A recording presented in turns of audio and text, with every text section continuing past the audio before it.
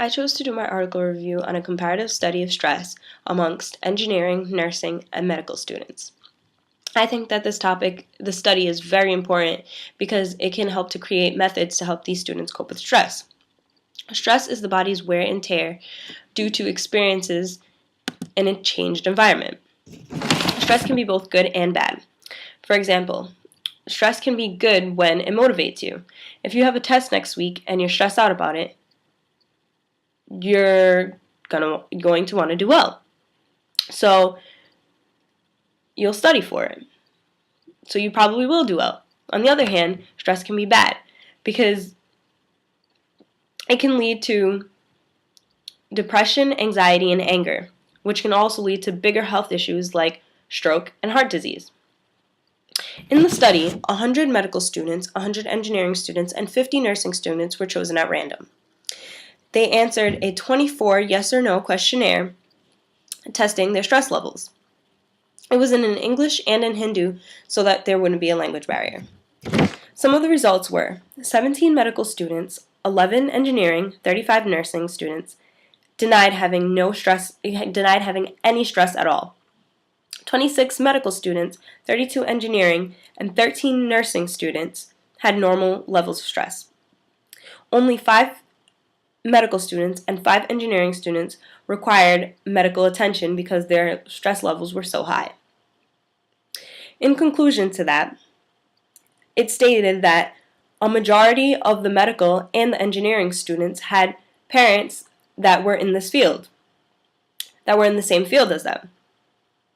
And it takes a longer time to graduate in medical and in engineering. Therefore, those two things combined puts a high amount of stress on them.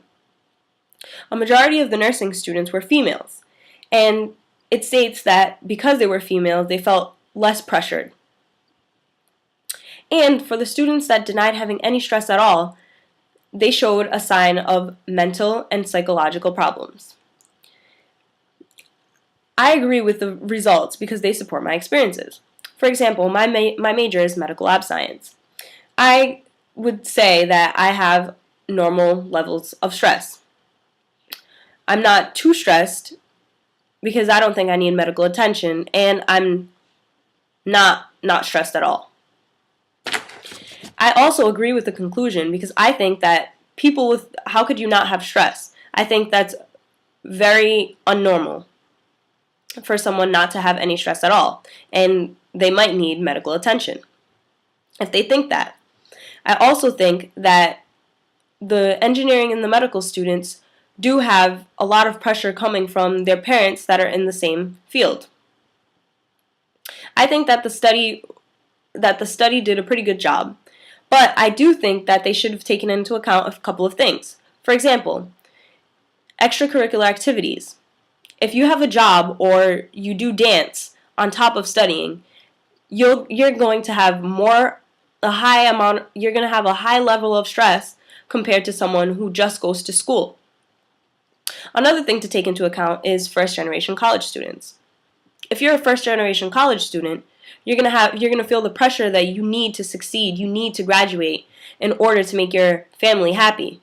For example, I'm a first-generation college student, and I think that puts a greater amount of stress on me compared to someone else who had parents that went to college.